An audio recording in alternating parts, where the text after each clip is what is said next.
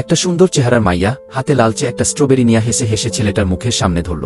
সবাই অবাক, কিন্তু ওদের মধ্যে একজন ছিল যার চোখ দিয়া মাইয়ার আসল চেহারা দেখা যাচ্ছিল। ও বুঝছিল ওটা স্ট্রবেরি না, বরং পচা কিচিমের কীটপতঙ্গ।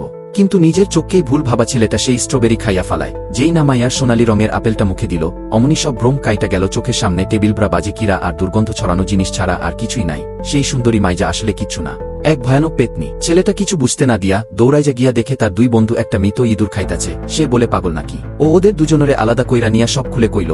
কিন্তু ওরা তখনও বিভ্রমে, কিছুই বোঝে না। তখন ছেলেটা ধপাস ধপাস কইরা গালে থাপড় মারে, অমনি চোখ খুলে যায়। সব দেখে ফেলে ওরা তিনজনেই তখন দৌড় দিয়া গুহা থেইকা পালাইতে থাকে। কিছুক্ষণ পর বাইরে যাওয়ার রাস্তা দেখা যায়, কিন্তু ওগো পিছন থেইকা সেই পেতনি আইসা গুহার মুখটা বন্ধ কইরা ফেলতেছে। জীবন মরণের লড়াই কইরা তিনজন গুহা থেইকা বের হয়ে বাঁচে তারা। কিন্তু তখন ছেলেটার মনে পড়ে এই নদীর নিচে একটা জাদুর তলোয়ার আছে, কিন্তু সেই তলোয়ার পাহারা দেয় একটা ভয়ানক শয়তান। যাইমু না, কি করবো এই ভেবে সে ডুব দিয়া হাত বাড়ায় তলোয়ারের দিকে। অমনি সেই শয়তান ওরে টান দিয়া ডুবাইয়া ফালায়। কিন্তু সে সাহস হারায় না। ছেলেটা সেই তলোয়ার দিয়া শয়তানরে খতম কইরা পানির উপরে উঠে আসে। গল্পটি ভালো লাগলে অনুগ্রহপূর্বক সাবস্ক্রাইব কইরা রাখেন।